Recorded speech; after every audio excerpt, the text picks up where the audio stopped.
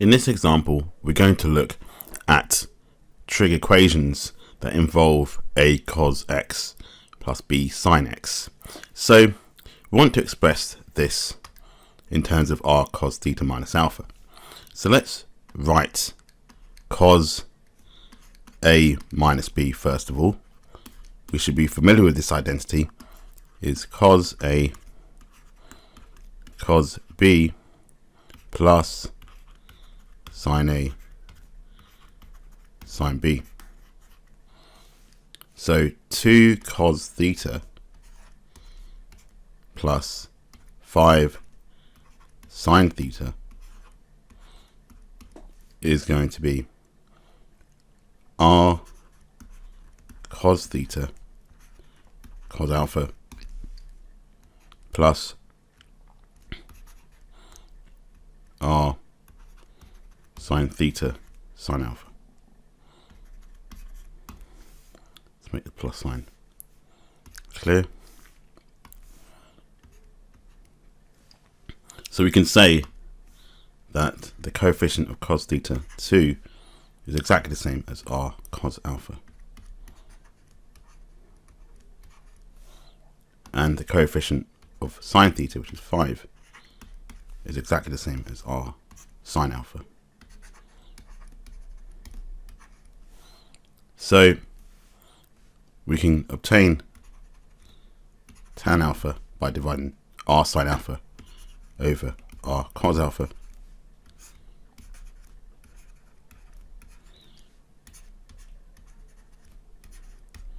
and that is going to be 5 over 2. We can get alpha to be arctan 5 over 2,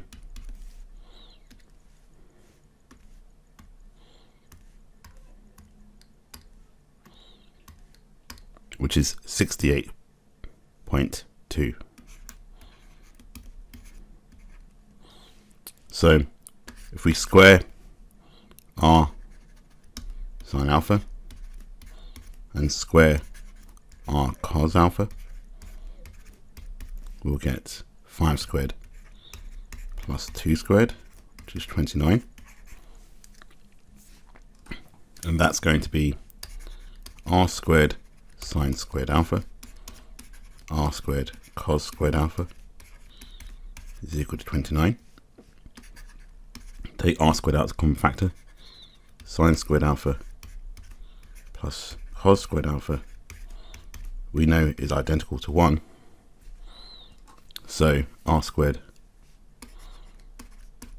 is 29. R is the square root of 29. So what we want to do is to write 2 cos theta plus 5 sin theta in the form r cos theta minus alpha. So we could write that as root 29 cos theta minus 68.2.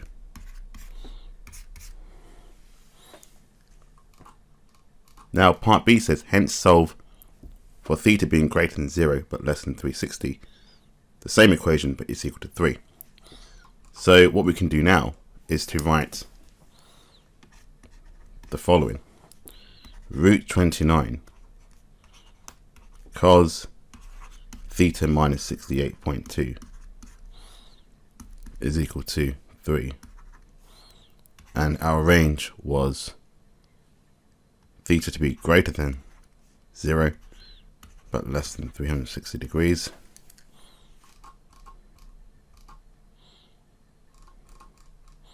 So we need to change our range because it's theta minus 68.2, and if we were to do that, the range starts from minus 68.2 degrees to 291.8 degrees, and we call this the new range.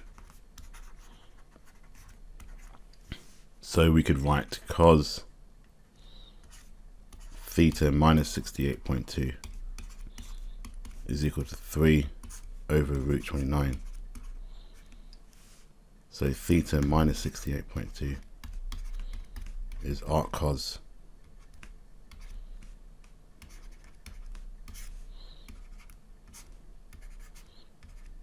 over root 29 as such.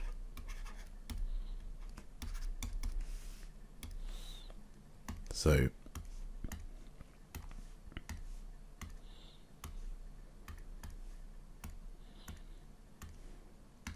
and that gives me 56.1 degrees.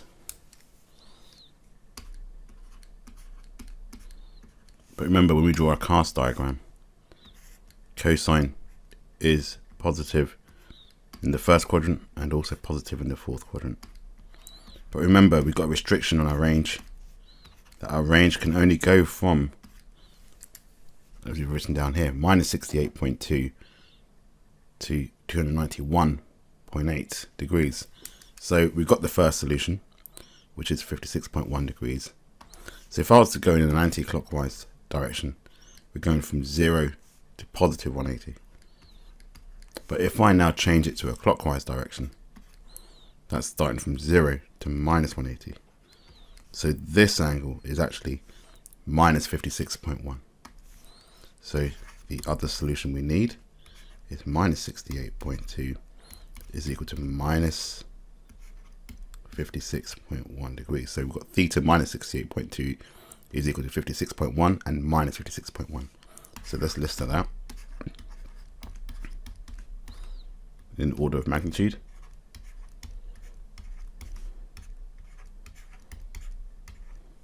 And then we're going to add on 68.2 to both solutions.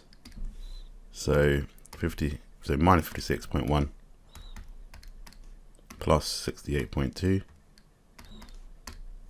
gives me 12.1 degrees.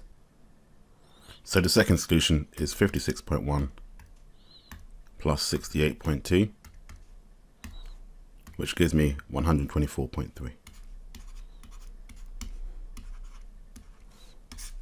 is our solution.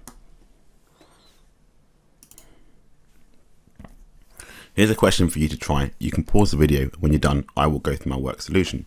Okay, welcome back. So we're going to write the identity for sine A plus B first, because we're going to need that, which is sine A cos B plus cos A sine B. So we could write the following here: sine theta plus 3 cos theta is identical to r sine theta cos alpha plus r cos theta sine alpha. So don't forget that the coefficient of sine is 1, so we can say 1 is exactly the same as r cos alpha. And then we can say that 3 is exactly the same as r sine alpha by equating the coefficients.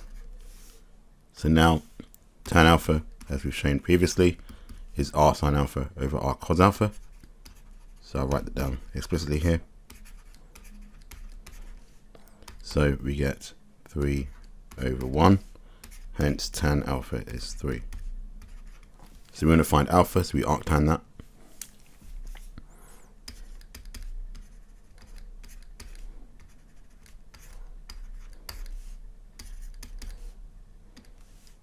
So arctan 3, so we get 71.6 degrees. So now we're going to square r sine alpha plus r cos alpha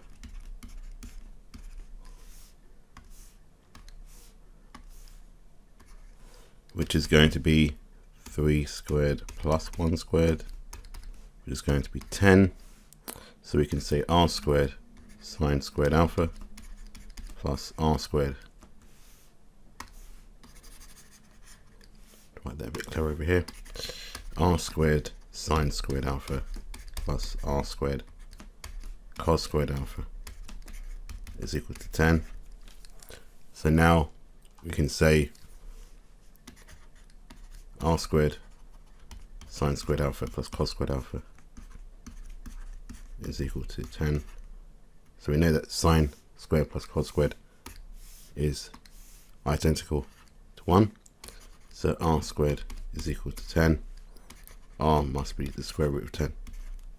So therefore sine theta plus 3 cos theta is the same as root 10 sine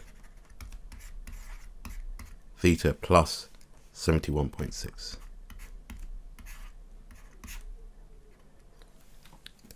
Then we need to solve this equation for part B, making it equal to 2. So we can say root 10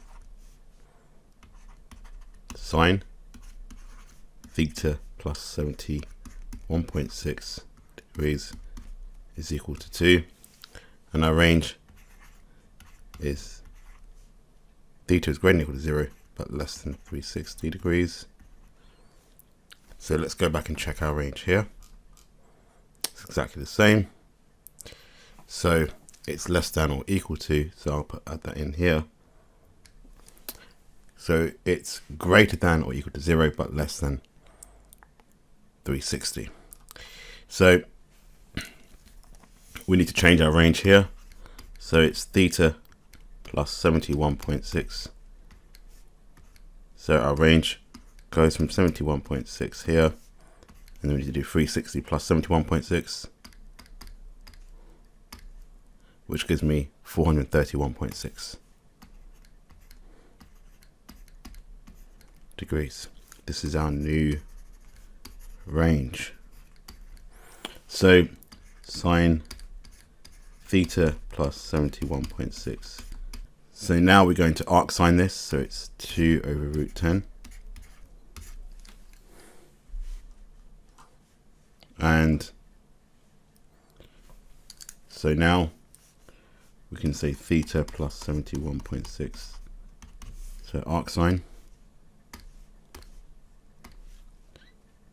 2 over root 10, which gives me 39.2 degrees. Let's draw a cast diagram. Sine is positive in the first and second quadrant.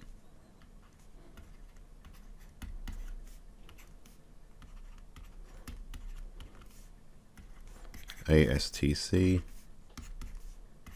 and the second solution one is here. So theta plus 71.6 is 180 minus 39.2. So 180 minus that value is 140.8. But remember, our new range has a specific set of values. It starts from 71.6, so this 39.2 is out of range. So we're going to write that down, out of range.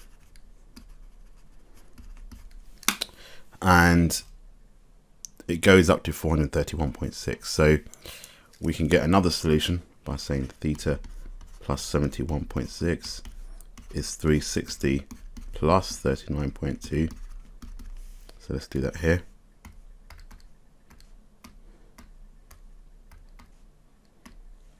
Which gives me 399.2. So we can list our solutions out. Theta plus 71.6 is 140.8 degrees and 399.2 degrees. Minus 71.6 from both, and we get our solutions. So 140.8 minus 71.6 gives me 69.2 degrees, followed by 399.2 minus 71.6, and that gives me 327.6 degrees. And these are our solutions.